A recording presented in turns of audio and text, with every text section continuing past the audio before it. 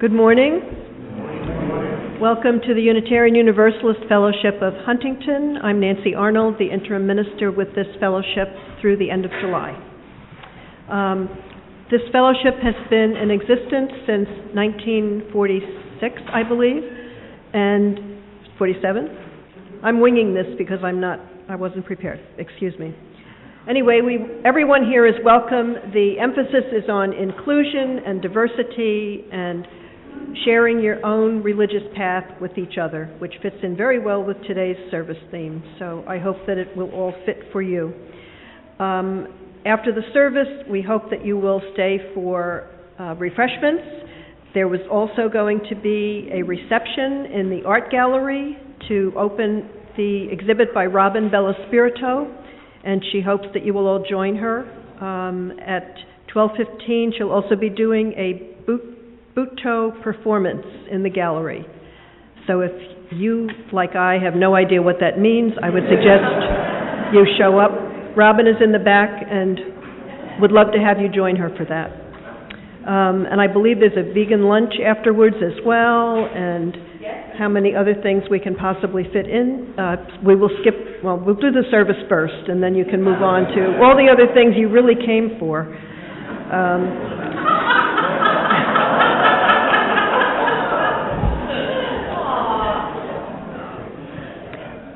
I invite you to check the announcements that are included in your service for other events that are happening this week, and I think that might be it.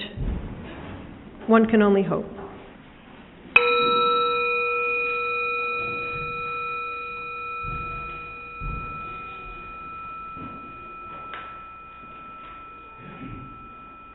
We will start by singing Gathered Here, which is around, I think you're mostly familiar with it, but Sylvia will play it through once, and then we will divide it into two parts. I think we'll start with this side. Maria, you're going to lead this side? Okay, and I will help lead this side. They should sing it through first. Okay, sing it through first once, and then we will break into two parts. Thank you.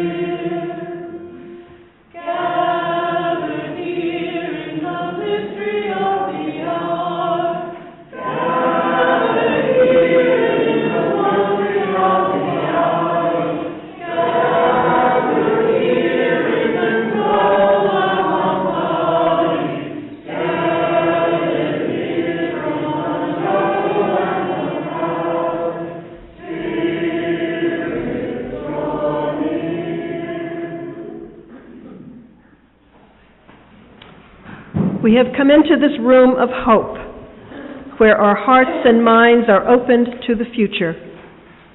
We have come into this room of justice, where we set aside our fear to freely name every oppression. We have come into this room of love, where we know that no lives are insignificant. We have come into this room of song, where we unite our voices in the melodies of life. We have come into this room as individual beings, yet we are here to be together. Let us worship. Our many different paths come together in this sacred place, graced by the history of our free church heritage. Here we enter the circle of this faith community, gathered around the chalice of Unitarian Universalism. May the flame we now kindle be for us a symbol of the holiness we seek. May its radiance guide us as we walk together in the light of truth, with the fire of commitment, and in the warmth of this community. Oh.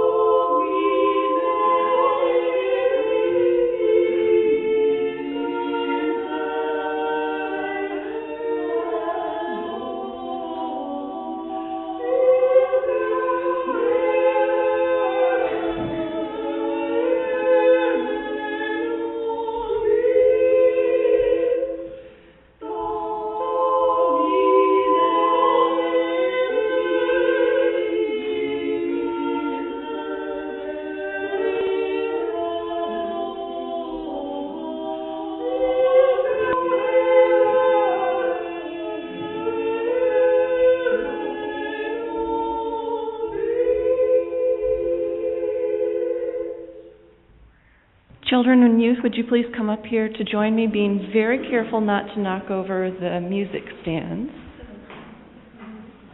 In this story, I have a very special thank you to say to one of our new religious education committee members. Susan Rizak shared this story with me, and I would like to share it with you. Once upon a time, in a beautiful, faraway land that was somehow not so very far away, every stone was a teacher, and every breeze was a language, where every lake was a mirror, and every tree a ladder to the stars. Into this far and lovely land there fell a truth. This truth streaked down from the stars, trailing a tail as long as the sky. But as it fell, it broke into two pieces. One of the pieces blazed off through the night sky, and the other fell to earth in the beautiful land. One morning, Crow found a fallen piece. It seemed to be a sort of stone, very shiny, very pleasing to the eye, and so he picked it up. And what did Crow say? Caw, caw. Anybody want to make the crow sound? Caw, caw. Very nice. This is a lovely truth. Caw. I will keep it. And so he carried it away, and he held it for a while, and he examined it very closely. And Crow said, "This truth does not feel quite right. A part of it is missing. I will look for a whole one." And so he flew off and dropped it on the ground. And all kinds of animals came and took a look at this truth. A bear came and took a look at it and said, "There's something missing." And a raccoon came and took a look at it and he said, "There's something missing." What other animals maybe came and took a look at this truth? A cat? Absolutely. Any other animals? Birds? Absolutely. And so all kinds of animals, even lizards, came and took a look at this truth and said, "This is a truth, but it is not the whole truth. There is something missing." And so after a while, none of the creatures even noticed the broken truth, and it lay on the ground, completely forgotten, until one day, a creature called a human being came and took a look at the truth. And this person was so excited to finally find the truth, and took it back to her village and said, "Look, I have found the truth. It is the one and only truth."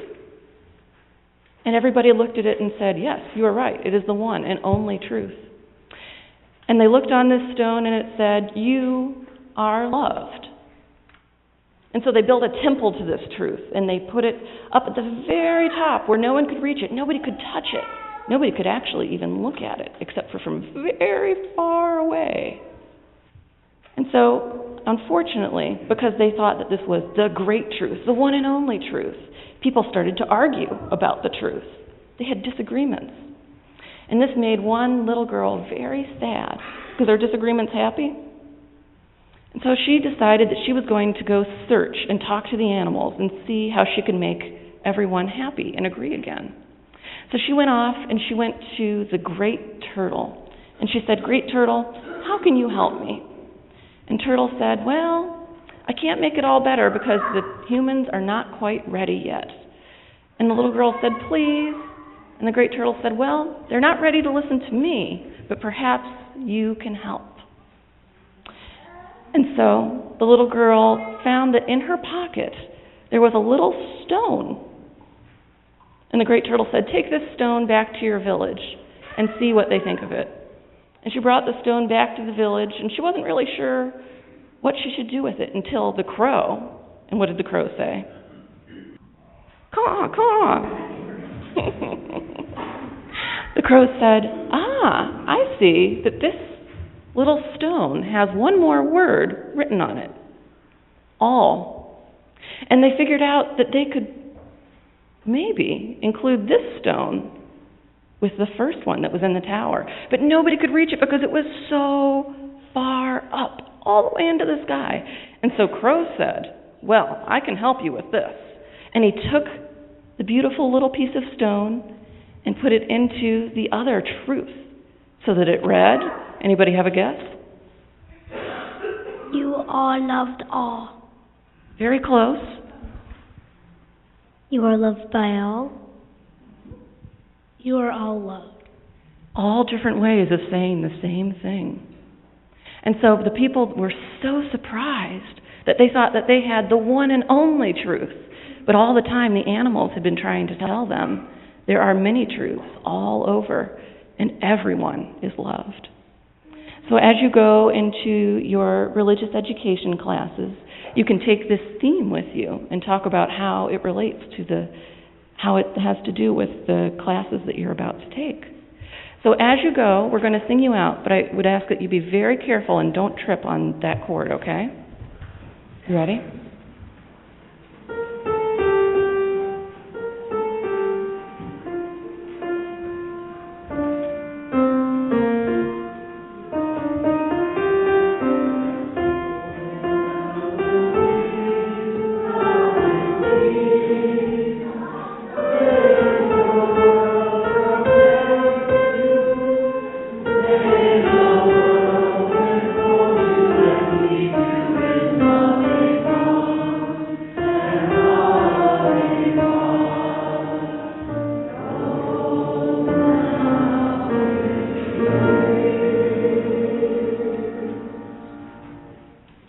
Good morning. My name is Allie Wolf, and I am proud to represent our May Split Plate recipient, Smile in a Bag.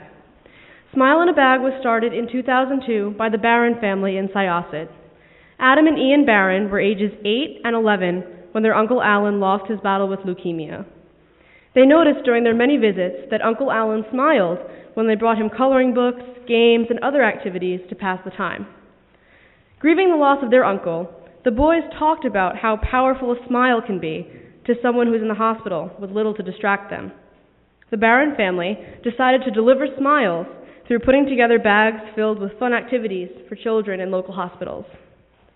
Smile in a Bag started delivering the activity bags in July 2002, delivering 200 activity bags to hospitalized children in Winthrop and Cohen's Children's Hospital each and every month. Our congregation has been helping Smile in a Bag for 5 years, with all children and youth making activity bags. Working together, we have created more than 2,000 activity bags. That's a lot of smiles. But keeping Smile in a Bag going is a labor-intensive and very expensive operation. Both Ian and Adam are away at college now, so I'm helping to create bags and coordinate the monthly deliveries. I help track the inventory too, which is on the low side. Remember, each bag contains 3 or 4 activities, and most run about $1 each. We deliver 200 activity bags and 100 emergency room bags each and every month. That's why we are so glad that Smile in a Bag has been selected for our Split Plate charity for the month of May. Your donations will help us to shop for the items we need to keep going. During our collection, undesignated cash will be split between the fellowship and Smile in a Bag. If you would like your entire donation to go to Smile in a Bag, put all of your check or cash in a donation envelope and check all to Charity of the Month. By doing so, you'll help hospitalized children and youth feel like regular kids for a little while. Your dollars bring smiles to hospitalized children and youth. Please give generously and with an open heart. Thank you.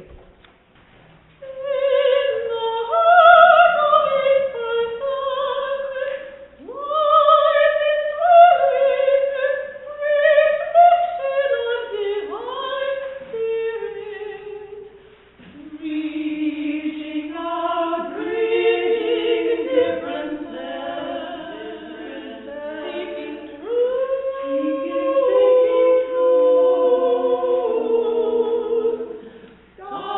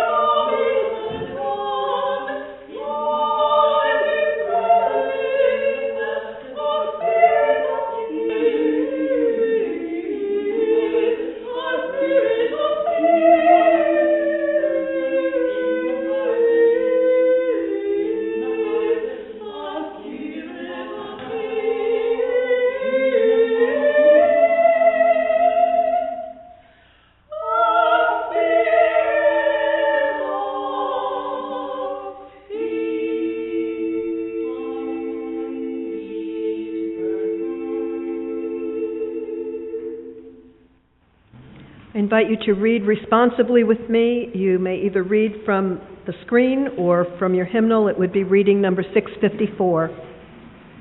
Deep in ourselves resides the religious impulse.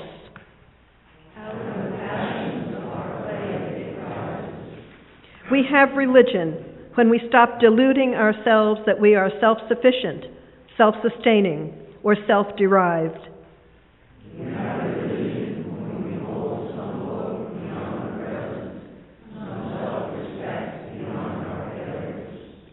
We have religion when our hearts are capable of leaping up at beauty, when our nerves are edged by some dream in the heart. We have religion when we have abiding gratitude for all that we have received. We have religion when we look upon people with all their failings and still find in them good, when we look beyond people to the grandeur in nature and to the purpose in our own hearts. We have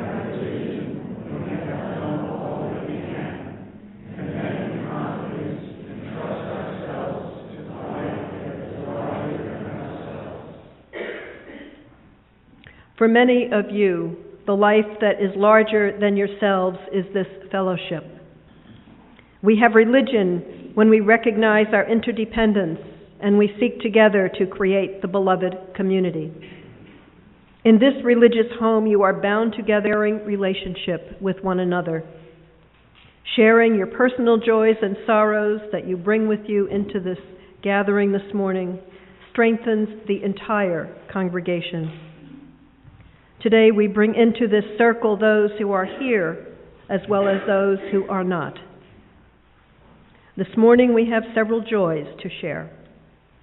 At the annual Metropolitan New York District meeting, which took place this weekend, Jennifer Sapel was elected to the UU Metro District Nominating Committee, which reflects well on this fellowship as well as on Jennifer. Congratulations, Jennifer.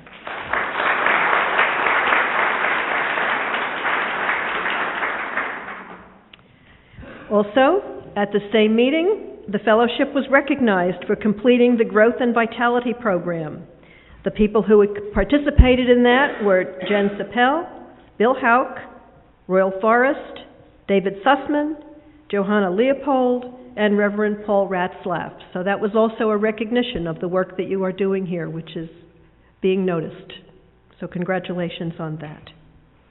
And another joy is having the trio sing with us this morning. I'm just in awe.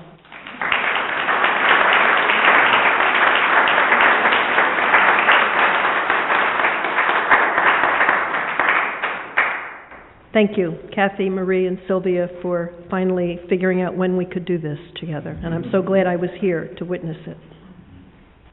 Let us hold in our hearts those whose candles speak for them, those who are ill or grieving, those whose pain is too great to name, and those in the larger world community who continue to struggle for the freedoms that we often take for granted. In the stillness of a shared silence, let us hold them and each other gently in the strength and comfort of this religious community. Spirit of love, we pause to give thanks for the many gifts of life that are ours, gifts we find expressed and made whole in this community of faith. We are grateful for the privilege to gather freely in worship, for opportunities to learn and to grow, for the ministry of hands and hearts and all the forms it takes, for preachers and teachers, the caregivers of children and seniors, the deeds both large and small that sustain this place, made sacred by your design. Spirit of community, help us to remember that our lives are made up of small moments, giving help to one another, listening to someone, talking with another about something that makes us sad, sharing an embrace, a smile, a touch, offering a thought that might help just a little to make more sense of it all. Spirit of life, help us to affirm and celebrate the moments that we share here today. Guide us in the ways of love and compassion, so that this community of faith becomes a blessing for all who enter its embrace. Amen.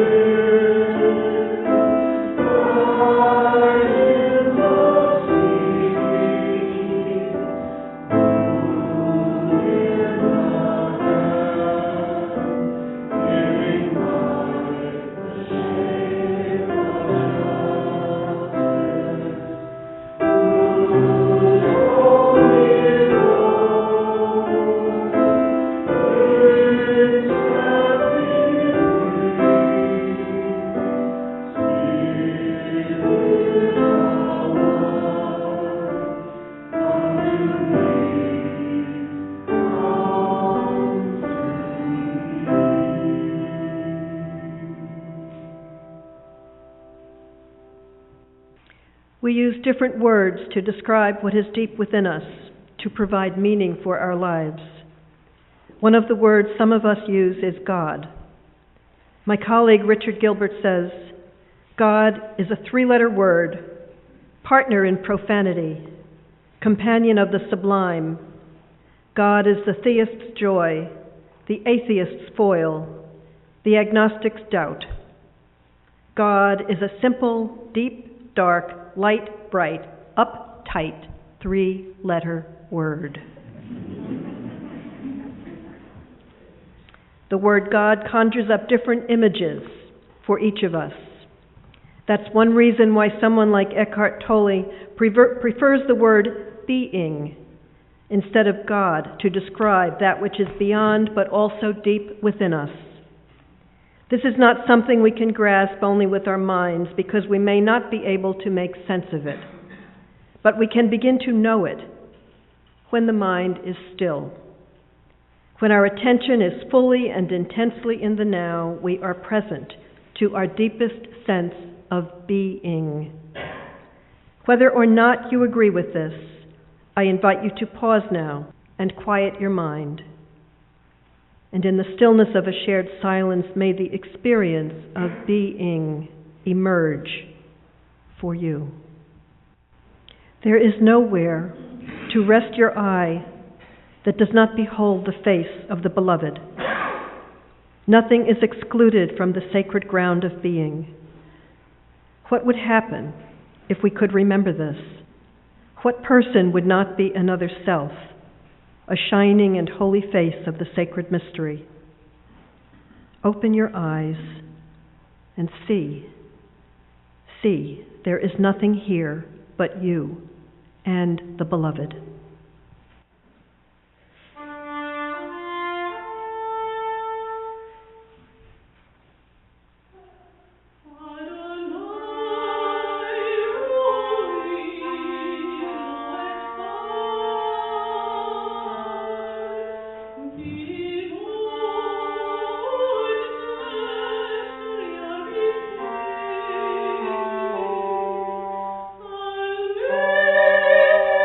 Oh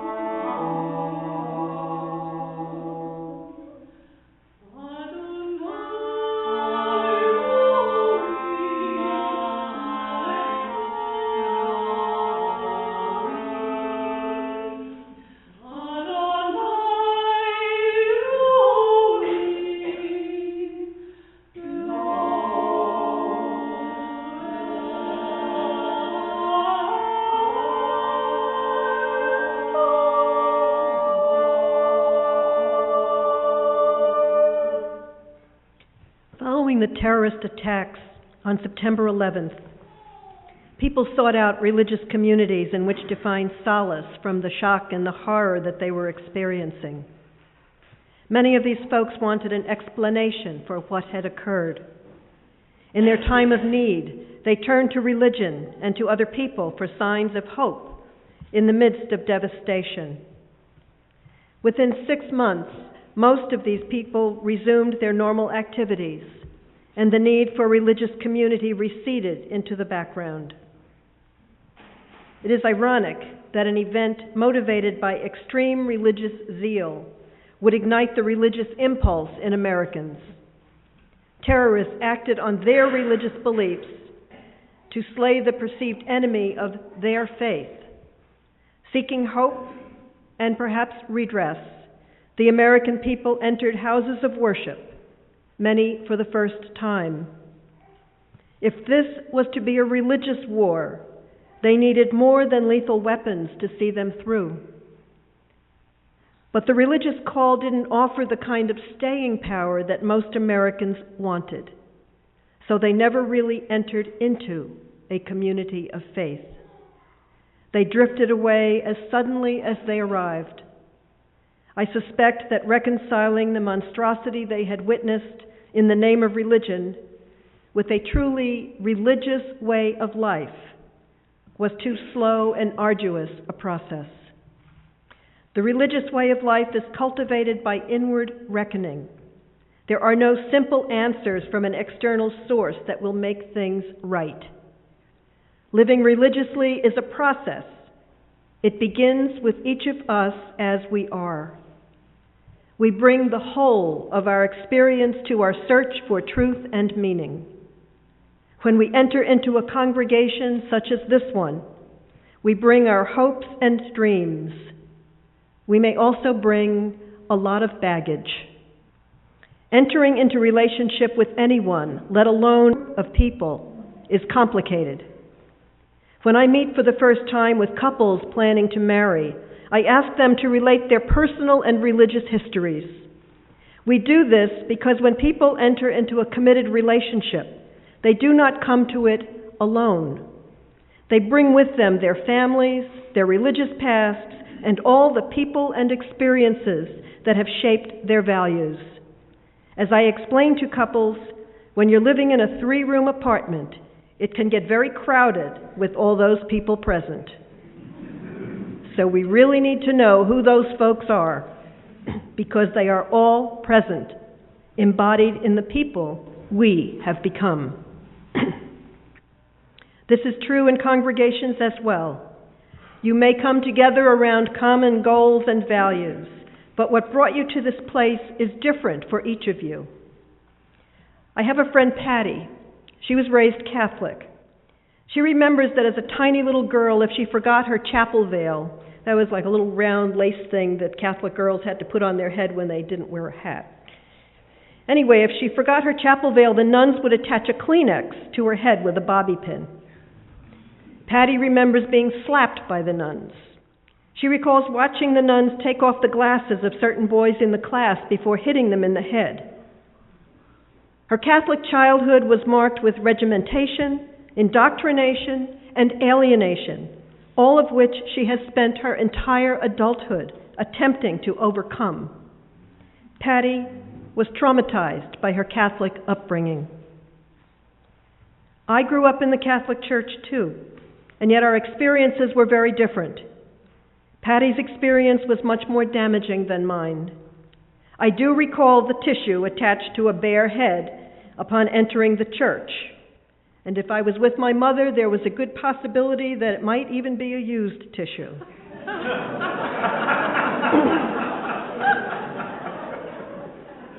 You had to love her. But I was fortunate not to be the recipient of physical violence from church leaders. The baggage I carry is more psychological in nature. I rebelled against what I was being taught about women and about God. I internalized the messages that men were made in the image of God and that women were made to serve men. For years after joining the Unitarian Universalist congregation in Amherst, Massachusetts, I reacted very negatively at the mere mention of God or Jesus, or what we referred to back then as the G and the J words. Unitarian Universalism was in its early adolescence back then. This was the late 1970s. We were all in agreement about our rebellion against Christianity. The Amherst congregation was Unitarian in origin, and the Universalist message that God is love was not spoken of inside that meeting house. For almost a decade, I found there a haven from the oppressive religion of my childhood. Then I discovered that the reactive way of viewing my Catholic roots was not in keeping with the values I professed as a Unitarian Universalist. By then, the principles and purposes had been introduced. For the first time, we were exposed to an articulate rendering of what shaped our faith. Our faith. The our was the biggest difference. Until then, faith was very individual. In fact, we never actually used the F word, at least not that F word, in Amherst, faith. We lifted up the individual's quest for truth and meaning, and we gave lip service to being tolerant of each other's religious views. Tolerance was the cornerstone of Unitarian Universalism, at least in Amherst. Being tolerant of others' beliefs and behaviors was very difficult for someone as judgmental as I am. In fact, my fear of not being able to be tolerant enough kept me from joining the congregation for at least a year after I started attending. I wondered how I could possibly be tolerant of others when I had never learned to be tolerant of myself. Then in the 1980s, the principles and purposes were introduced. The separate traditions of Unitarianism and Universalism were finally coming together, at least on paper. This was more than 20 years after the consolidation of the two religions. The word tolerance did not appear anywhere in the principles and purposes. Instead, there were words like acceptance of one another and the living tradition we share. These were used to inspire us to deepen our understanding and expand our vision as people of faith. We began to discuss not just what had brought us to Unitarian Universalism, but where it was leading us. We stopped talking about ourselves long enough to listen to each other and to learn from each other. We began to move from being a group of individuals who discarded our old ways toward creating a religious community that embraced the whole of our experience. 30 years later, Unitarian Universalists are still working toward becoming a religious community that is more than a collection of individuals. We are still learning how to be accepting and encouraging of spiritual growth in our congregations. We are still in the process of becoming who we want to be as people of faith. Our personal religious views are as individual as our histories. And yet we remain convinced that we can create a religious community that not only welcomes us as we are, but that pushes us to become the people we want to become. One of the inhibitors to fully realizing our religious potential is what might be called religious PTSD, post-traumatic stress disorder. We're probably more familiar with PTSD in individuals who've been in wars, who've suffered from traumatic events outside the normal range of a person's experience. PTSD is characterized by hypervigilance, reliving the trauma, and very strong reactions to things that remind us of the trauma. The diagnosis of PTSD was only officially recognized in 1980. Those included under that diagnosis have witnessed or experienced a perceived threat to their lives, safety, or to their well-being. They may re-experience the traumatic event in some way, such as in flashbacks or in dreams. People with PTSD may become hypervigilant about their environment and go out of their way to avoid anything that reminds them of the trauma. or they may become emotionally numb to protect themselves from having to deal from the emotions arising from the event. Religious PTSD might occur in individuals who have been subjected to ritual abuse or to the kind of experiences my friend Patty described. But it may also include those who have been psychologically wounded by religion. The intentional wearing down of the soul is reason enough to want to distance oneself from words and images that evoke feelings of anger, fear, or resentment. I know someone who reacts negatively and strongly to a tone of voice that is perceived as parental. This person lashes out to thwart off a potential attack and distances herself from what is actually happening in that moment. For many of us, words like God relate to a domineering father who metes out punishment and judgment if we do not obey his will. Jesus Christ may evoke images of suffering to save us from sin. When we hear the word sin, we think we are being judged and found guilty. Unitarian Universalists come from many different religious pasts, some of which left us scarred. We may be suffering from religious PTSD. Our desire for spiritual growth may be hindered by our inability to move through the words and images that hold us hostage. In his book, The Power of Now, Eckhart Tolle suggests that we look beyond the words.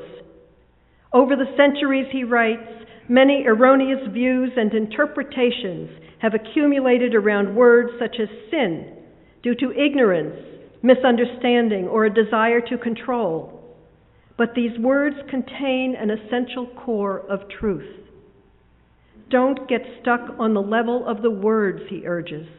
A word is no more than a means to an end. It's an abstraction. Not unlike a signpost, it points beyond itself.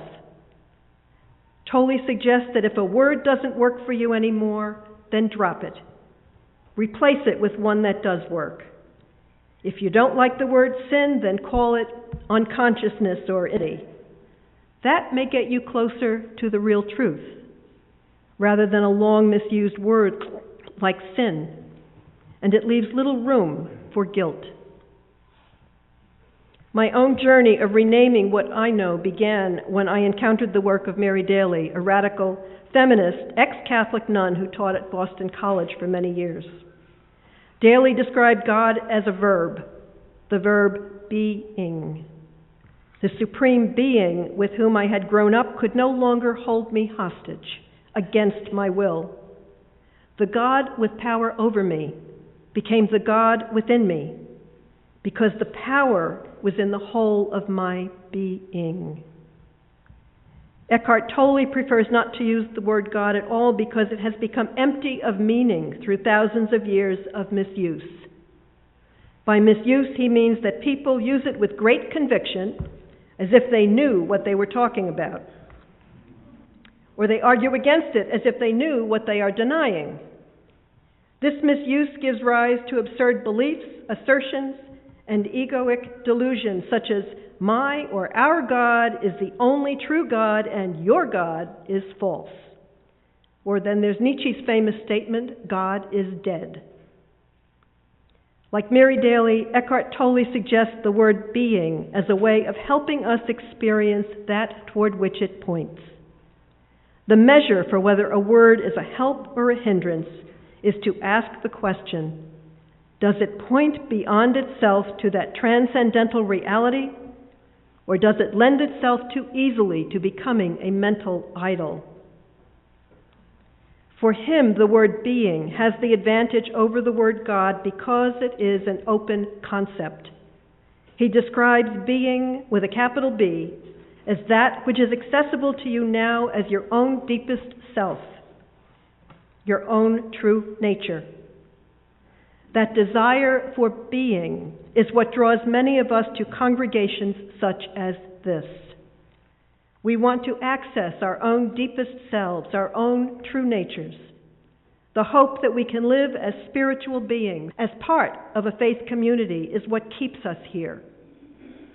how are we to realize our religious potential as individuals and as a congregation if we are caught in a web of words that mean something different to each of us? We might begin by looking at our own experience.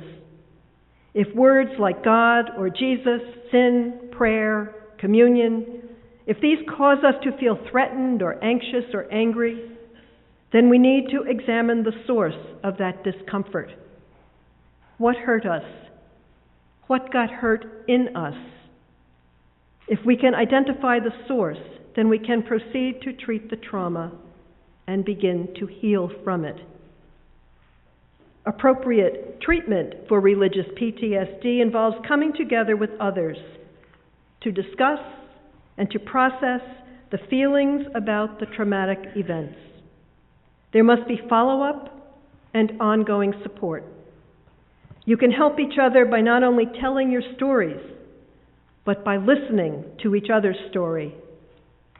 If you want to access yourself, your deepest self as a person of faith, seek out other people who are willing to listen. Then allow them to share their own personal journeys with you. We can educate and comfort each other while providing an opportunity to process feelings that may hold us back. Although this experience to which we react may have been inflicted on us, we are now adults. It is our responsibility to address what we know and to explore what we don't know. Personal responsibility and introspection are ours to accept, even though we didn't invite the past that holds us back. A congregation such as this can be a safe place for examining the pieces of the past that shape our present. But only if there is a willingness to do the work of introspection and acceptance, and an environment that encourages both. Change the words if you must, but listen. Listen to the inner journeys of others as to your own. If you are willing to come together in love, you can do the necessary internal work. When you recover from religious PTSD to being wholly yourselves, the words will cease to have power over you.